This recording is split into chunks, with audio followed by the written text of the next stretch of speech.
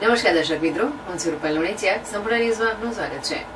Palanpur Abu highway પર ખેમાણા ટોલનાકા પાસેથી એલસીબીની ટીમે ટ્રકમાં માટીના કટ્ટાની આડમાં લઈ જવાતો વિદેશી દારૂનો જથ્થો ઝડપી લીધો હતો. જેમાં વિદેશી દારૂ સહિત ટ્રક, મોબાઈલ મળી કુલ ₹45.22 લાખનો મુદ્દામાલ કબજે લીધો હતો અને ટ્રક ચાલકની અટકાયત કરી 4 શખ્સો સામે ગુનો નોંધી વધુ તપાસ હાથ ધરી હતી. પાલનપુર આબુ હાઈવે પર ખેમાણા ટોલનાકા પાસેથી એલસીબીની ટીમે ટ્રક નંબર RJ14 GF 9210 ઉભી રખાવી તલાશી લીધી હતી.